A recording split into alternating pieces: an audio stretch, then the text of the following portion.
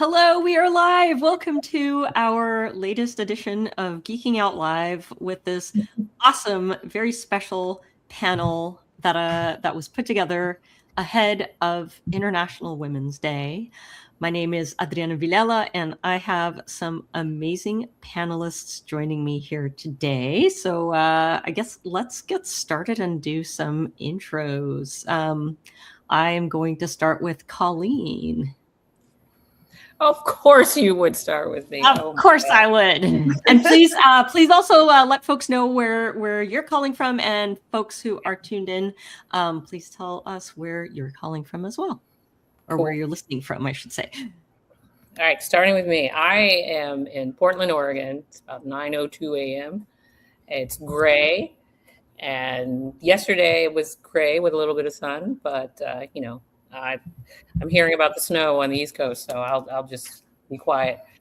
Now, I work across tech media, events, partner marketing, working with startups, working in open source communities. So I do a little bit of everything, mostly event marketing and writing. And throughout, I've had incredible allies, whether they're male, women, and I experienced moments where just being the only woman in the room. So I'm sure we're going to talk more about that.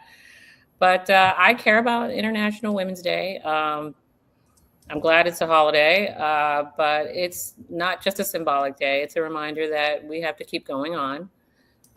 Progress doesn't sustain itself. It regresses if we stop paying attention. And I looked that up, and I wanted to quote that. But really, I just want to keep showing up even when I'm not invited to the table. And I think that means a lot because if you're not in the groups that you want to be in, just show up and have those conversations. And that's really important as a woman, even a person of color. So glad to be here, and thank you for inviting me. Yes, it's super happy to have you on. And next we have Reese. Oh, hello, everybody. I'm Reese. I am calling in from Portland, Oregon as well, and Northwest. And let's see, I am a senior developer relations engineer at New Relic, and I also work in the OTL community alongside Adriana and Josh as well. And let's see, yes, I have always had a bit of a hard time explaining my job to people. I've gone through different iterations and then forgot how I said it. But I think I landed somewhere on I teach tech things to people. That's like the most basic one line, sum up your job in 5 words thing I can think of. And, in that it encompasses workshops and talks and game days and blog posts and little social posts and such. Yeah, I'm really excited to be here and talk about International Women's Day. So yeah, thank you for having me. Nice. All right, next we have Imma. Thanks for inviting me, Adriana. Really looking forward to geeking out with this panel today. For those who don't know me, I'm Imma Valls. I live in usually sunny Barcelona, a little gray today and all this winter, but it's usually sunny and nice weather. I'm a developer advocate at Grafana Labs. What I do, well, depends on the company a lot. In my case, apart from talks and workshops at the conferences and events, I feel very lucky because my role gives me a lot of freedom. It allows me to spend time on community building and creating more inclusive spaces, which is where my heart is at. I've been almost 30 years in tech, so I've seen a lot of changes, and I think we can discuss that today. Super happy to be here. Awesome, thank you. It's great having you all. And last but not least, our token male. But not token. Today may be least, right? Hopefully I'll speak the least. But yeah, I'm Josh Lee. I am an open source advocate at Altinity. We do ClickHouse stuff. And I am calling in from sunny Los Angeles. It is actually quite sunny, so I'm sorry. I get that Jealous. today. Awesome. Yeah. Go ahead. No, that's fine. Oh, okay. I was gonna say I'm in Toronto, Canada. It's sunny today. The snow is finally melting after we got 60 centimeters of snow dumped on us back in January, and it is finally melting. Thank goodness. So yeah. But Oh, that's yeah, almost I'm 2 feet. sorry. That's almost 2 feet of snow for us Americans. Yeah. Oh yeah, that's right. Yeah. Sorry, I had to metric look it up. I people. was like, speak. Sorry, imperial people. I don't speak imperial. I used to be able to do meters, but not anymore. My brain just doesn't want to. It's all good. Cool. Well, I mean, I really appreciate everyone being here. Like Colleen said, we need to keep having these discussions on International Women's Day. I remember, like, as a personal story, I remember a number of years ago, I remember when it was coming up and I was like, oh my God, why are we celebrating International Women's Day? This is so lame, like so fucking lame. What's the deal? Like, we're doing great, y'all. We're doing great. And we're not, right? I mean, we're doing all right in North America, I would say, all right. Kind of teetering on the verge of not all right. I'd say Western Europe kind of the same, but then there are other parts of the world where it's like super not all right. And we need to keep having these conversations to remind ourselves of the fact that, like, it's it's still a struggle. Yeah. So yeah, I mean, so and on that vein, I wanted to start with a question for everyone. Why do you personally think that International Women's Day is important? Who wants to start first? I can start, no worries. All right. I've been more than almost 30 years in tech, so it didn't exist International Women's Day. So back in the day, so I think that would have been great. I think things get better, for sure. There is more seats at the table, more voices being heard in generally any underrepresented group. But I'm realizing that now progress isn't a permanent state. I mean, with the current political shifts, it feels like the ground we have fought for is a little bit shaky. And we need International Women's Day now more probably than ever, because we can just keep progress if we don't actively protect these and from not being rolled back. So I think it's important to continue doing this, at least from my point of view. Absolutely. Who would like to chime in with their thoughts? No, I think that in the beginning, because I've been around for many years as well, but it's not as overt, the inequalities, as they're often seen. So some people think just because you don't really see it and they're not as overt as they used to be, that it's gone, and it's not. We just see the micro dismissals, the credit redirection, that's my favorite, the tone policing, and the performance skepticism. Once you are in the room and they hired you for something, and as soon as you enter the room, being a woman, being a person of color, they just like start making, I mean, they're skeptics. So it's still happening. It's just not as overt. So that's why it's still important for me, important for a lot of people, because it's still there. And we have to make sure that we're still here, especially since now with what's going on in the world, women have to keep speaking their piece and making sure that we are the peacekeepers. We are one of the main peacekeepers, women, and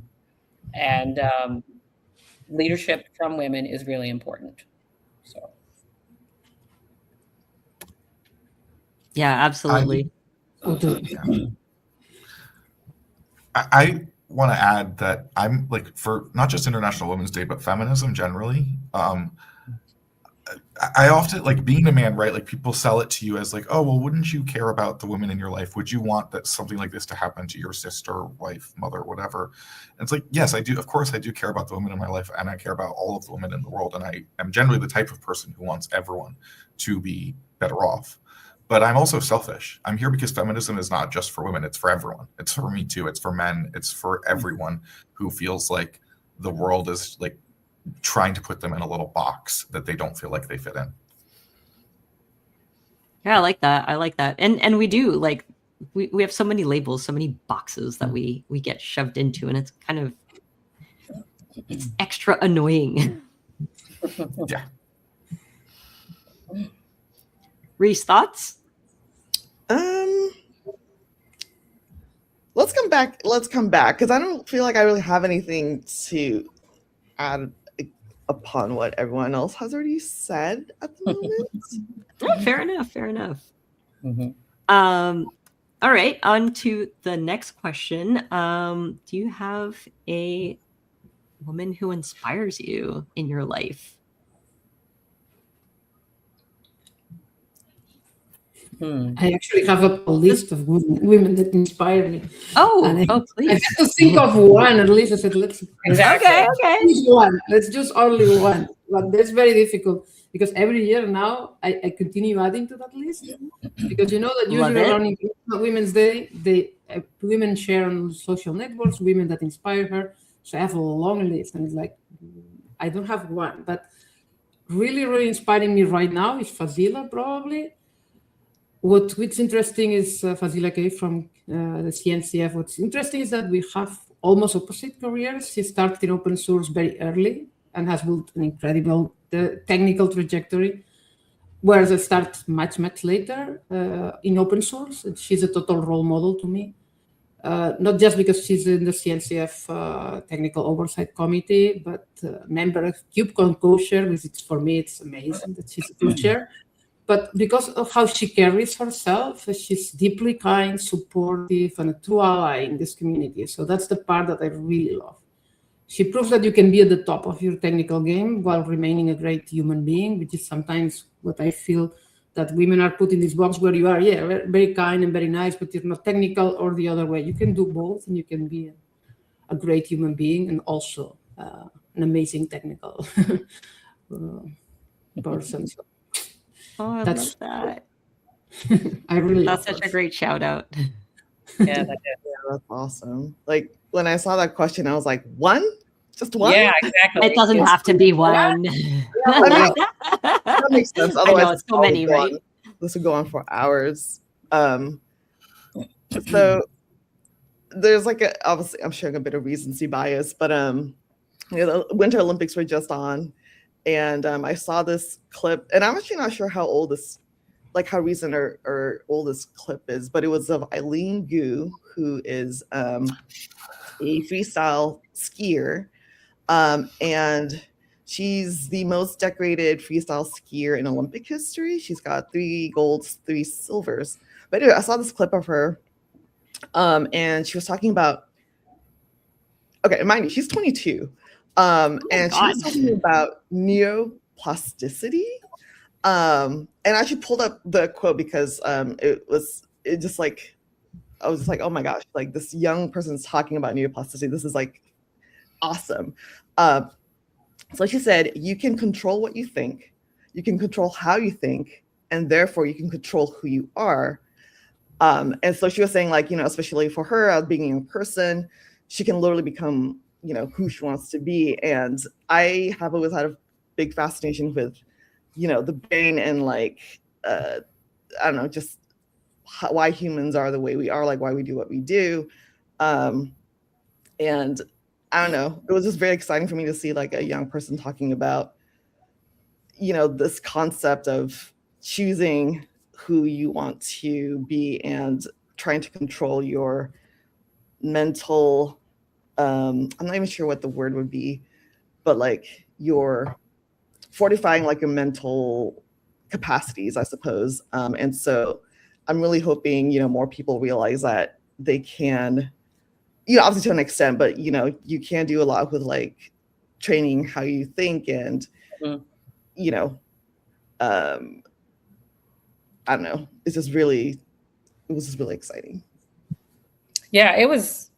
I mean, some of the clips that I've seen of Eileen and a bunch of other skaters, the confidence that they have. So when I saw that question, I was like, oh my God, it's been so many years, back in the day when I was in my 20s, my 30s, my 40s, it's changed. In your 20s, you were supposed to look up to somebody, maybe possibly a celebrity. And me being a journalist at the time, I was looking at, anybody that was like in the news or whatever, like if it wasn't somebody from NBC or anything like that, or an awesome writer like Toni Morrison was one of my favorite writers at the moment, who wasn't in the news, because I've always wanted to be a writer. But then in the 30s, you're in the workplace and you just start seeing these women who are in the workplace, and they weren't as, people who inspire me weren't as popular like as a celebrity. It were just people that I've seen in the workplace, whether I've seen them speak at a conference, and can't even remember their names, but I just admired what they had to say. And then I wanted to be them because I wanted to climb that ladder and be at the top. But now in my 40s and 50s, I'm just like, you know what? I'm inspiring myself a little bit, but I love lately the confidence of what you just explained, Reese, of this younger generation. And I hate to label generation. I do apologize if anyone's offended by it, but I am trying to surround myself with a lot of these young people, whether they're in tech or I was at a local concert, and I saw these women and they were just so, can I say effing? Yeah. Swear freely here. Yeah, well, so fucking confident. And I just like, I remember being in my 20s and I was just like so scared. And if you had that sense of confidence, it was always squashed. You thought that you were being conceited, and you have to be a pick me and do what everybody else says. So right now, who's inspiring me is this generation of the Eileen Goos and all these other women that don't give a fuck. And Adriana, you are a big example, because you're voicing what you want to say on a platform. It's not the traditional way. Some people might be offended the way you do it or how you do it if you don't look the part. But the confidence is just amazing. I guess maybe I envy that, because now, me being in my 50s, I wish I had that type of confidence in my 20s and 30s. So I was just going to say, I wish I had half of Eileen's wisdom at her age. Yeah, for real. Like, when she looked at that camera and said, "That's how you effing do it," I was just like, "What?" Oh yeah. I think actually, I think you're thinking of the girl with like the striped hair. Yeah, that was Alyssa Liu.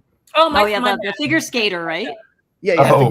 Figure skater. Yeah, but no, both of them both of them So are badass. just like the confidence that you're talking about, like, Yeah. man. But yeah, like what you said, Colleen, like when I was, in my 20s, and growing up, from in a like kind of more conservative Asian household, it was always told to like, I was raised like children are meant to be seen, not heard. And so I it's taken me so long to like uninternalize that and be like, it's okay for me to speak up.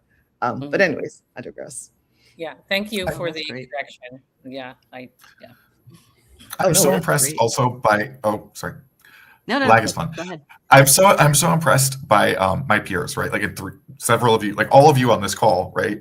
And also all of the other peers that in developer advocacy and in tech, because like these younger women with their confidence and their bravery, and like that is something that I think I see a lot. Just so much bravery to get into these spaces where, I mean, Adriana, when you and I did our talking tour this fall, I got to witness it kind of secondhand, standing next to you as people like doubted your proficiency. And it is, like you said earlier, Colleen, it is much more insidious now. It's not like people raise a flag. It still happens, but it's not often that people raise a flag and say, I'm going to be a bigot now. it's much more insidious than that, and it's everywhere. And so to just have to deal with that constantly and still like deal with everything that I'm also dealing with, and then also deal with that, like hats off to you. Yes, the extra baggage. Yeah. For sure. And Josh, who's your inspiring woman that comes to mind? You know, that's what I was like honestly, like you and Reese were two of my first peers who I like really looked up to in this space. Where I saw you speak before we ever met, and I was like, oh my God, I hope that I could be like that one day. I remember Whitney you were on like, I think it was a talk that or like this virtual session that we held as part of the about writing CFPs, and Josh was on there, and you wrote that blog post. Yeah, that's right. That's right. Yeah, but I had been following you both and looking up to you, and like Whitney Lee is another developer advocate who comes to mind. I'm just like, wow, time. Yeah. Like just so impressive. I wish I could do the things that you all do the way that you do them. Oh, that's awesome. I wanted to, for my inspiring women, I wanted to give a shout out to my maternal grandma. She is, without going into too much story, but like she got married at 18, pregnant at 19, widowed at 19. So she was like a single mom, remarried. That woman hustled like she hustled so hard. She held down like multiple jobs to put my mom through like private school in Brazil, because like public school in Brazil is just not a great education. And she knew how to make connections, make the right friends, get the things that she needed to do above board, I might add. But she hustled hard, and I have like such admiration for that hustle. And I always think about her trials and tribulations. And I always find that super inspiring when I think of like strong women in my life. Damn, that's wild. Yeah, it's I'm sure there's like a whole book in there. But yeah. And onto our next topic. We've I think some of us, maybe all of us, may have experienced it or perhaps witnessed it in the workplace, around like women not supporting women in the workplace, which I don't know. I think it's extra jarring if like a fellow woman like actively works to tank you. So to turn it into a more positive note, what do you think is something that women can do to support other women in the workplace? Because I mean, we're all in this together. We shouldn't be like tanking other women, other men. Like we shouldn't be tanking each other. So what can we do? Thoughts? I've always been of the mindset that there's enough room for all of us, and like if you're succeeding, I'm succeeding, and we can all succeed together. And I have had friends and coworkers who don't share that same mentality, and I am always, in my mind, I'm always like, what made, I'm thinking like, what like made you this way? Like, why are you so, I don't know, like scared, or I don't know, like kind of like guarding that, right? Because there's always like, I don't know, maybe it was like their own past experiences, or who knows what it is that led them to be like more mentality. And so if you feel like you might be one of these people who's kind of like resource guarding, I would encourage you to those listening in to explore why that is. Like, why does that make you uncomfortable to kind of share successes, or just kind of explore that bit of you a little bit. But yeah, other than that, I think a big thing is don't gatekeep information and opportunities. Exactly. So I think that, I don't know, that's what I have to say to people. I've been seeing that a lot lately, not only personally, but even in business. I mean, the last conference, I heard two good women friends of mine didn't like each other anymore because one said this and one said that. And it had a lot to do with just, sabotaging at work, like you mentioned, Adriana. And I'm just like, and I was just listening. And I'm like, why are we, I said, why are we doing this? We shouldn't be competing with each other. We should be a community. And I don't want to be in those types of spaces. We should be publicly crediting each other, interrupting other people who interrupt women, just normalizing ambition. I mean, come on.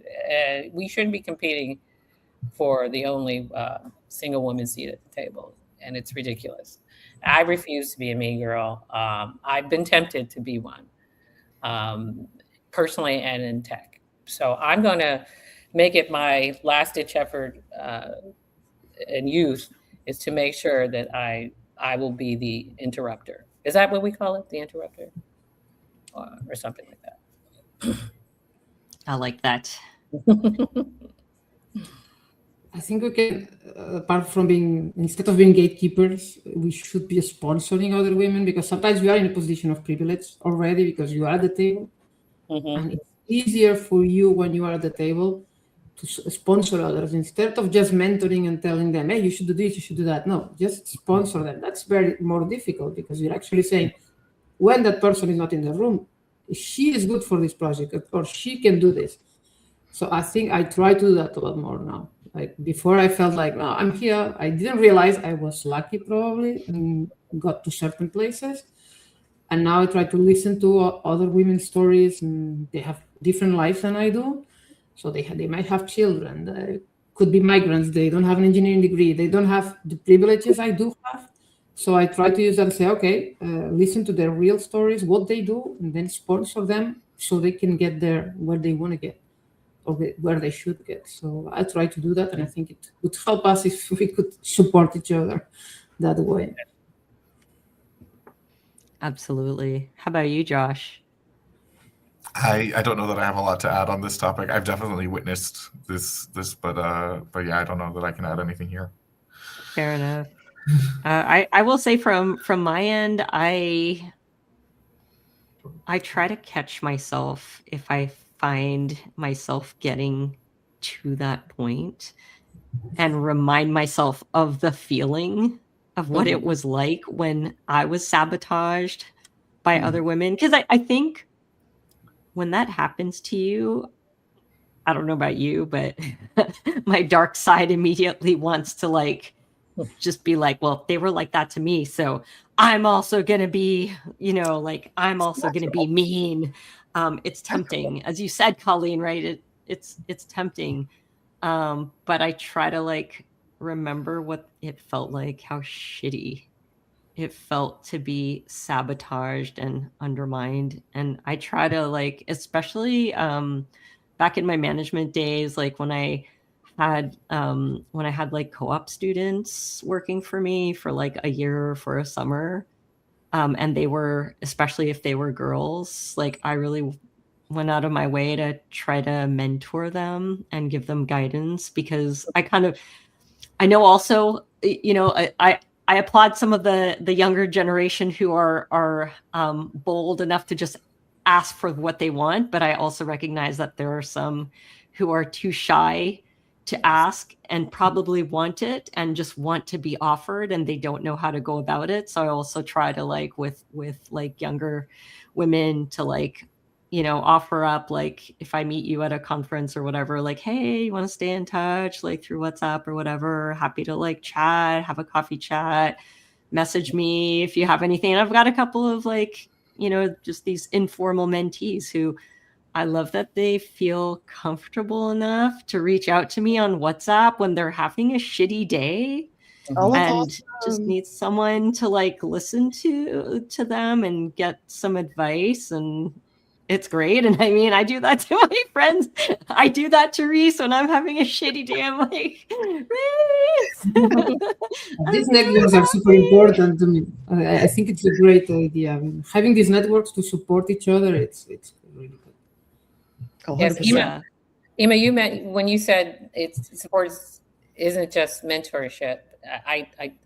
it is sponsorship, and it's also like I experienced like someone mentioned my name to something that I had no idea. It's not like being performative. It's like mentioning, saying names, people in the rooms that you're not in. And I found out later. Same with, I know you're probably the next one of your questions is like name a guy who supports, the same.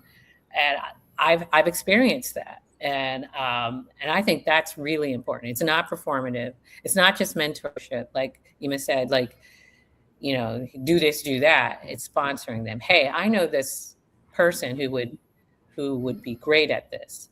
And have you ever met? And I'm going to continue to do that because I've been doing that with my community as well, especially a lot of women and people of color. So yes, it's not just mentorship. It's like saying the names and rooms that those people aren't in. Oh, that's great. I love that so much. And it goes a long way. It really goes a long way. It's an acknowledgement. That's how I met you. Seriously, from other people. They're like, yeah. I love that. Because I remember you did the podcast for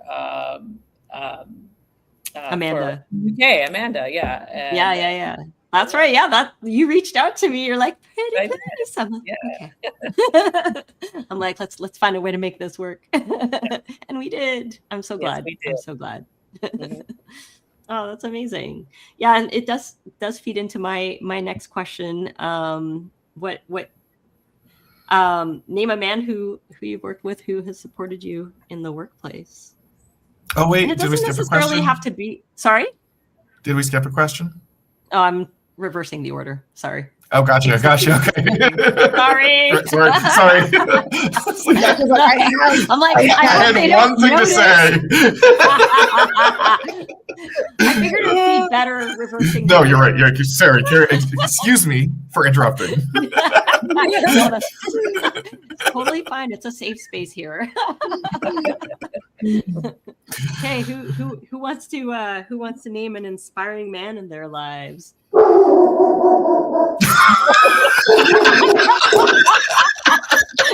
Perfect timing. That was awesome. Oh wow. Amazing. Kudos. Thank you for that. Thank you. Is that your dog pork chop? Even better. Amazing. He knows what's up. He's like, I'm the man in your life. Wow. Yeah, something to say.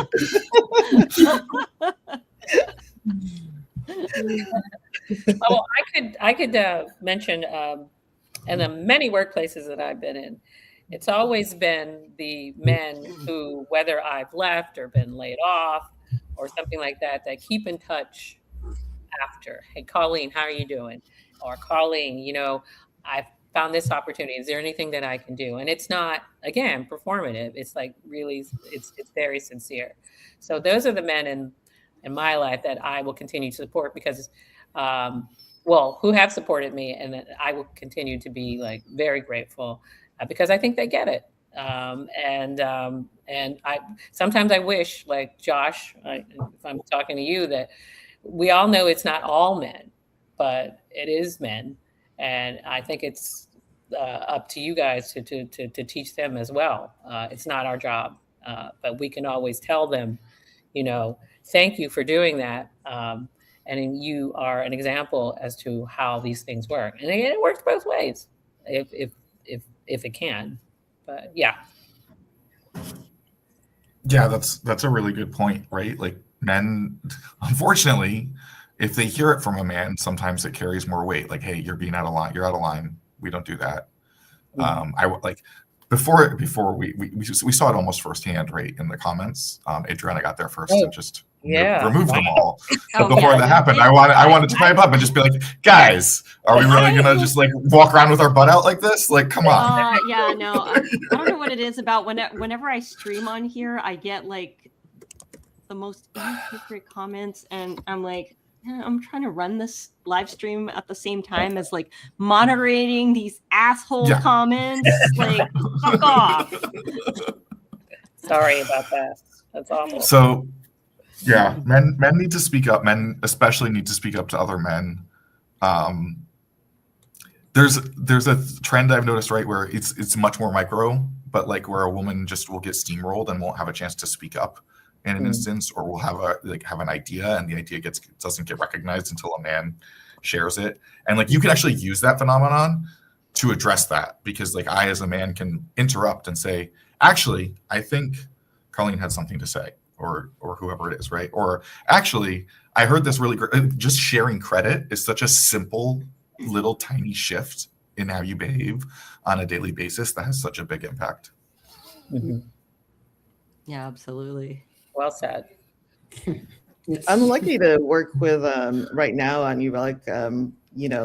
Obviously being in tech, it is mostly men, but I feel really blessed to work on a team. Like my manager, Jemiah Sias, I'm giving you a shout out. Don't say I never did nothing good for you.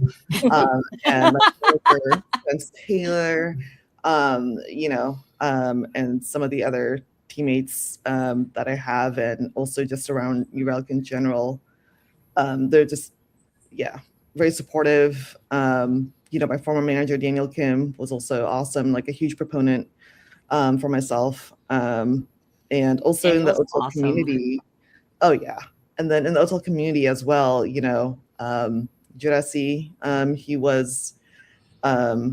he reached out to me when I submitted my first CFP ever as a DevRel, and offered to help me, and I was just blown away. And he's obviously I get to work with him a little bit more in the OTEL community, and just some of the other people in the OTEL community are. So I don't know, just everybody has been so supportive. Yeah, and to echo that, I would say, like for Reese and me, who are newly minted community managers. Oh my God! And also, I would be remiss to not also mention Dan Gomez Blanco, who. Oh my God! Yes, huge supporter and like huge help to us.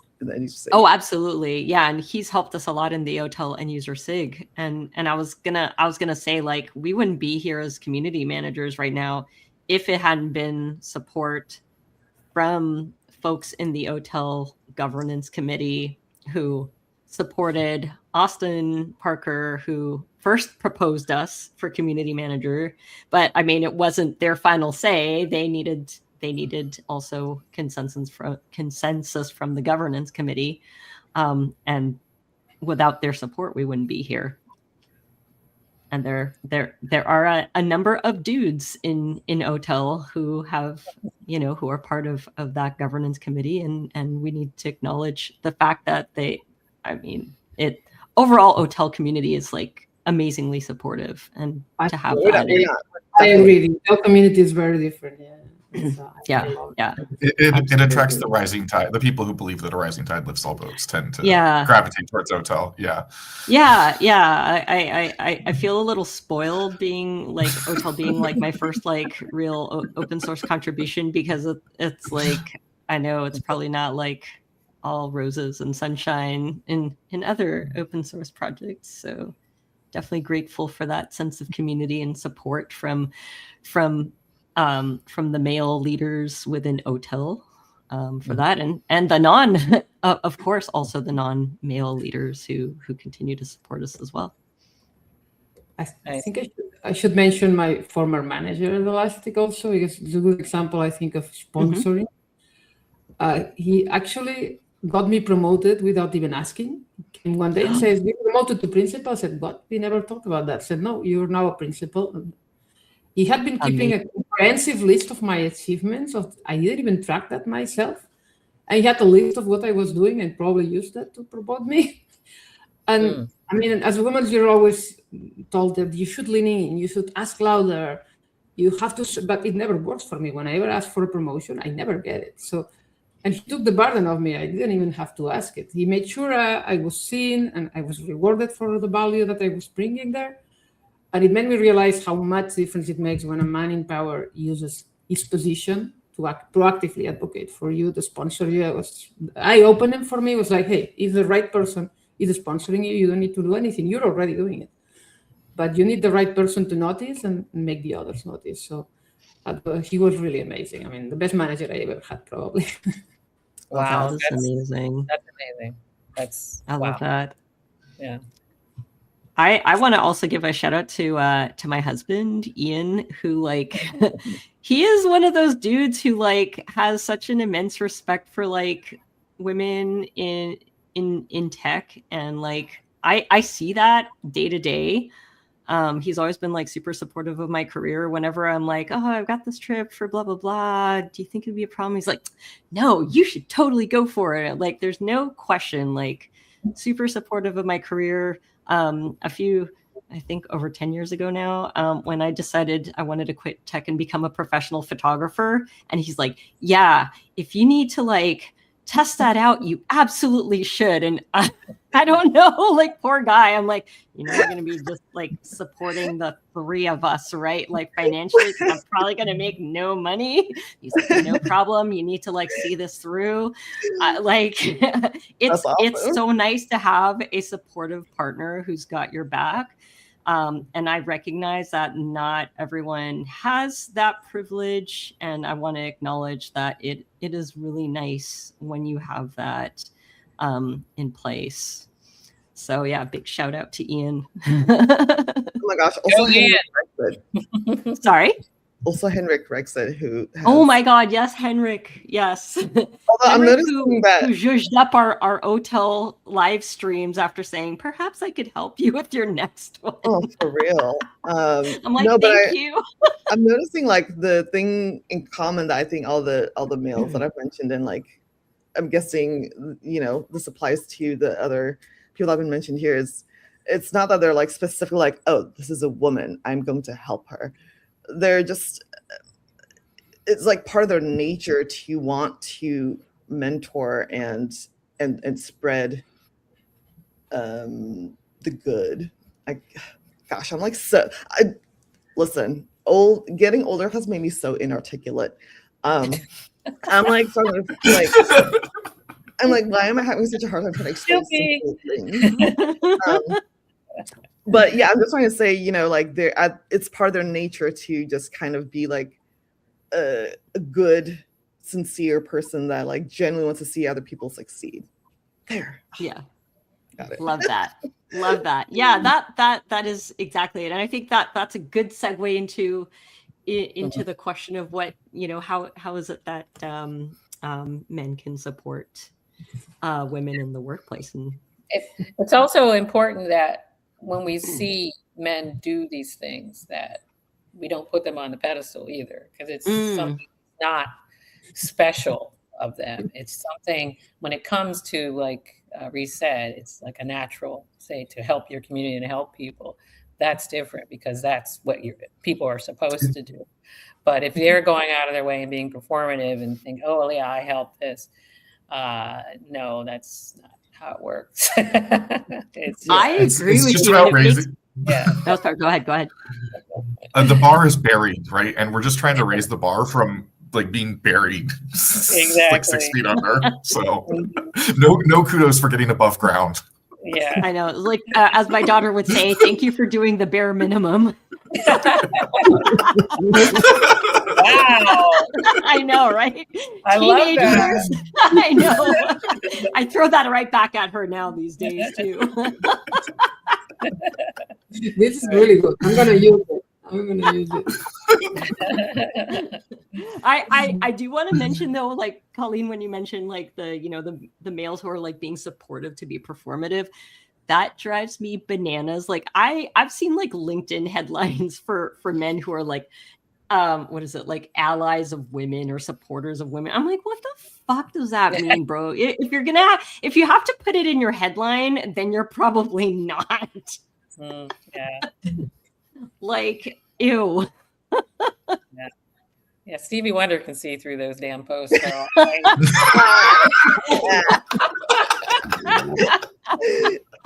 had it with LinkedIn. I really do. I love it, and I have to be on it, but sometimes I'm just like, here's Can we throw the t-shirts that say "This is what a feminist looks like"? Can we throw those on this file too?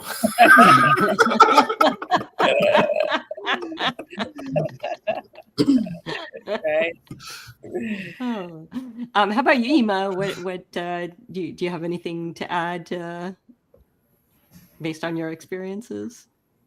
I don't know. I mean, for me, probably, as I said, as Josh was saying, maybe I realized that maybe some men don't see the things that are happening, like when someone talks over us or when someone appropriates ideas.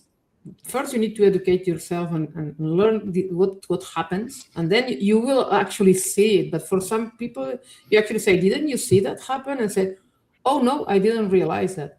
So the first thing is probably try to educate yourself in what kind of microaggressions happen, and detect them, and then you can actually. Because I don't think that men don't want to help. It's just that sometimes they don't see it. So it's just the first thing is probably learning. And that's a good book. I read a lot, Better Allies. It's one of the books I like because it actually gives you a lot of examples and what you can do to educate yourself, because it also happens to me. I mean, it happens to everyone. We all have blind spots. So I think it's good to educate ourselves and learn about this type of things and know how to react when this happens, because there's different way to react and how you can actually help. So that's what I try to do. Read a lot. I really like that. I really like that. And it also applies to like both men and women, because I mean, like it or not, I think like women are groomed to be suspicious of abilities of other women as well. I mean, I remember reading that in a book one time and I'm like, oh shit. I have right. Oh no, I'm part of the problem. I have known a handful of women who kind of grew up with that mentality. I didn't, but yeah, I've known people who were kind of raised oh my Lord, y'all. I can talk properly. Yeah, just to kind of be suspicious, and it blew my mind. I was like, something else is going on there.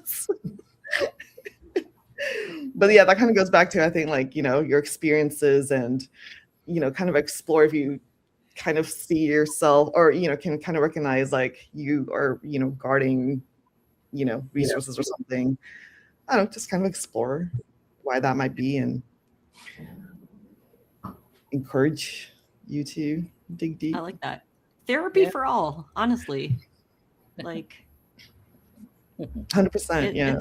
It is like so amazing to go to therapy, and the shit shouldn't be taboo. I tell people, I'm like, it's okay. Just you need to talk to someone. It's cool. Yeah, I'd add that to the list of things men can do. Sorry. Yeah, I like that. Right, like address your own demons. Yeah, it's so true. It's so true. Yeah. Well, it'll help destigmatize it too, right? What? It'll help destigmatize it too, because I think especially dudes, like, they're like, I don't need therapy. Yeah. I think a lot of younger people, at least from like what I've seen, they do seem to be more open to therapy, and I do see a lot of younger people going to therapy and being open, like, oh, I got an appointment with my therapist. So like being really open about it. So that's encouraging. Yeah. I love that. Yeah, I love that. I think that has changed a lot. When I grew up, it was, you could not talk about going to a therapist. It was like you're crazy or something. And now I try the other way around. I always say I'm going to this therapist. I can recommend you my therapist. I try to be very open about it, because it's the other way. We should get used to it. Yeah, exactly. Exactly. I love that. Yeah, and the more we talk about it openly, the less like taboo it becomes, and hopefully it's easier for other people. Like I was talking to one of my mentees today, and she was talking to me about like some struggles she was having, and she's like, I think I might have to go see a therapist. I'm like, you should. I've seen a therapist. Like I started seeing a therapist after my mom died to deal with my emotional baggage. And I'm like, it's the best thing that I did for myself. And I continue to see my therapist for maintenance.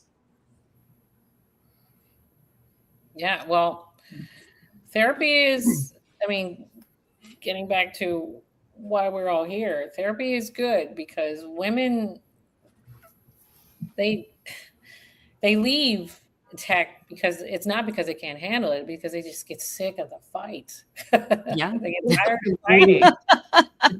And therapy is good because, I mean, even if it's not professional, but being in these types of communities, it could be therapeutic as well. Because I want to stay in it.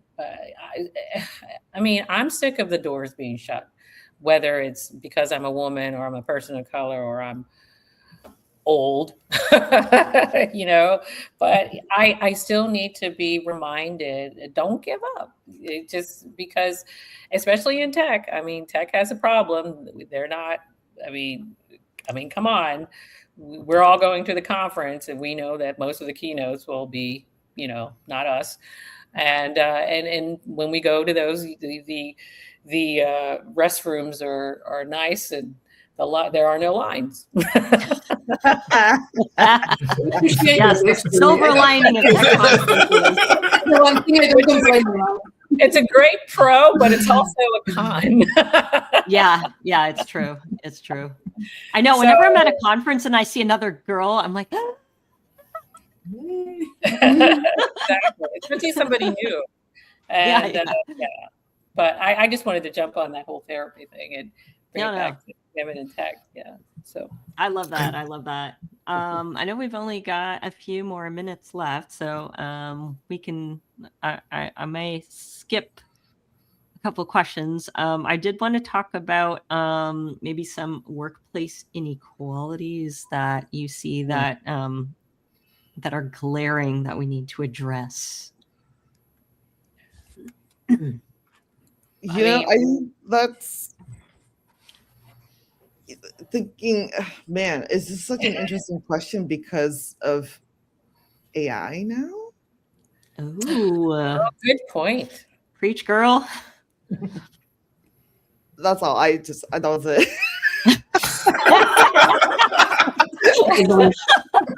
We mentioned a few. Other than the usual tone policing and being too direct or trying to prove yourself, what I'd like to dive deeper when you talk about AI. I mean, what do you mean by that? So, you know, a lot of people will say like, oh, you know, we're going to lose our jobs to AI, blah, blah, blah.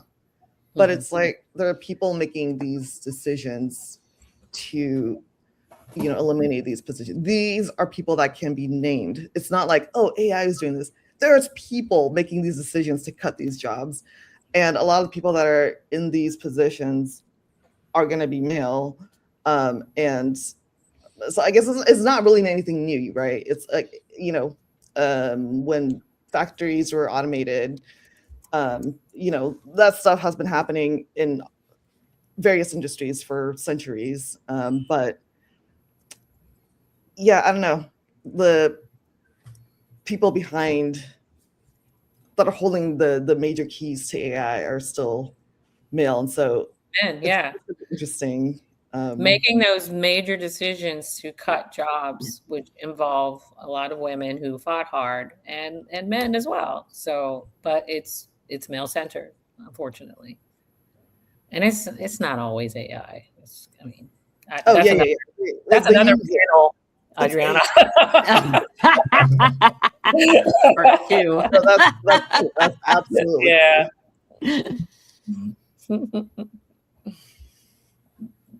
Anyone else want to chime in?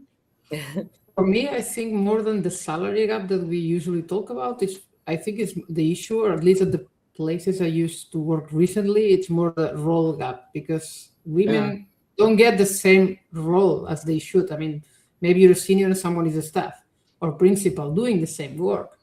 So we get on paper the right salary, but that's not right because you're not in the right role. So for me, that's the one thing that I think we don't get equal recognition. We get the work, but we don't get the title or the structural power that should come with it. And so that sometimes makes it difficult. There is not always pay gap these days, but I think there is a role gap probably. I think that's an important one because I feel like a recurring theme in my career was like, this happened a couple of times in my career where it was like, oh, you're going to be like a team lead, but we're not really telling the team about it. And it's like, eh? What? Or like, oh, you're managing this team, but you don't actually have like powers, managerial powers. And it's like, because, and it's like, why? Oh, because you have to prove yourself. I'm like, what the fuck? That's what the manager actually, they told me, though, you are manager now, but you don't have the salary and you have to one year until we decide. It's like, but I have to manage the team. Yeah, you have to manage the team, but I don't have the official role. No, you don't have. Okay. Yeah, because you have to prove yourself. And it's like, like. I was really weird. At the time, I didn't think it was because I was a woman, but maybe it was. Yeah. You know, now that I'm listening to y'all talk about this, I just realized everyone that I've ever heard talk about this has been a woman. I've never heard, and not to say that it doesn't happen to guys, to men.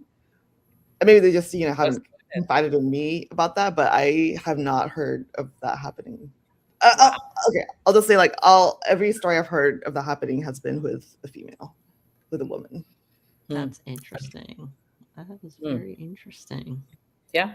I don't think the guy would accept that. I mean, it's us that we accept that because they told me that and it never occurred to me to say, oh, no, thank you. I don't want it. Yeah. Because you think that's just the way it is, right? Either you give me the salary and the position or you don't, but I don't care. Yeah. So probably it's our way of reacting, but because we know it's gonna get pushback from the other side if we act like that. So it is a little bit difficult.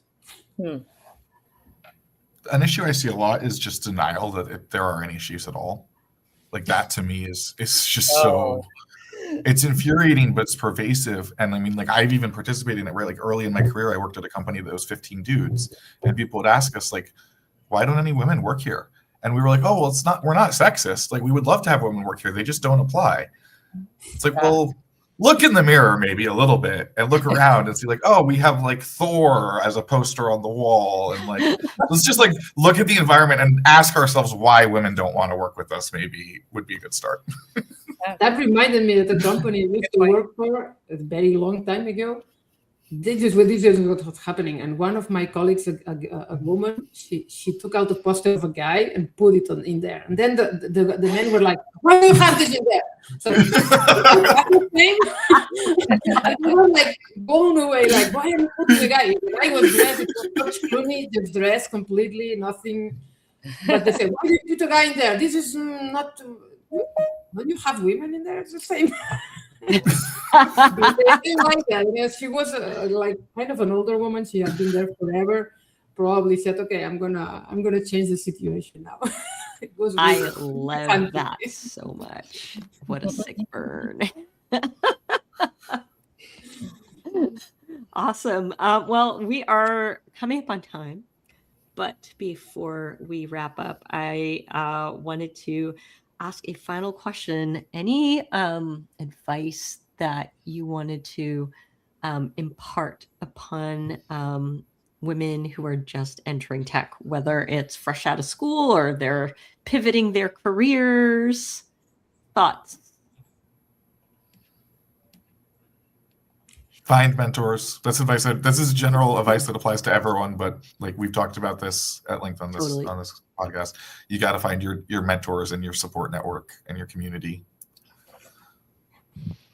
I echo that, and I think also as part of that, offering yourself up when you see someone who, might look like they need a little bit of guidance. And it doesn't have to be like, I'm taking pity upon you. It's like, hey, you're new. Would you like someone to like show you the ropes? It's just holding the door open for someone as you walk into a building. Like it's that simple. Yeah, I like that. Yeah. I like that. Absolutely. Yeah, having a community that validates your experiences also is really important, because I used to do it alone. So I don't think we need to do it alone anymore. There's others out there. So try to do it together, so you get this support, and that's really very useful to stay in tech, because otherwise, after 10 years, I work with one of the communities that we have career changers, and sometimes people who have been 10 years come and say, I'm coming here because I've been 10 years in tech and I'm really fed up and I don't want to, I'm thinking of leaving. That's because they are looking for other women to support them. So I think that's a good move, even if you're more senior, to try to find a network to support you. I would like to say, because sometimes I am guilty of not doing this, but documenting your wins, celebrating them, whether you're at home alone or with people at happy hour, to say, hey, you know what? I just did this awesome ass deck. Oh my God. And people loved it. Document those wins. Trust your pattern recognition, because you're not, I mean, sometimes gaslighting could be an interesting thing, but you're not imagining patterns, you are detecting them. But again, I document your wins and celebrate. I guess I'll close it out. So if you have any kind of like feelings of, oh, I'm not good enough for like this opportunity, or, you know, I don't think I have the if you have any feelings of like not being confident or not deserving, acknowledge it and then say, fuck that, and just do it. If, you know, other people out there that are less qualified than you are going to go try for this job, go for it. Fucking just go for it. Yes. I love it. I love it. Words of wisdom. Thank you, everyone. These are great words of wisdom. Thank you so much for joining me on the stream today. This was lots of fun. I had a blast. And thank you for keeping, you know, the conversation going. I think it's really important that we keep this up. We got to just keep talking about it till we're blue in the face, to normalize it. And one day, I hope we don't need International Women's Day, because it's just going to be equality for all. But until then, or just then we keep like a Hallmark holiday. Sorry? Yeah. Or just like a Hallmark holiday and you buy like chocolates and stuff. Yeah. Exactly. Oh yeah, chocolates. I like that. And Adriana, and to the whole panel, we all do give a shit about International Women's Day. I love it. Perfect bookends. Thank you for giving a shit. Thank you for having us. Thank you. Bye. Bye. Bye, everyone.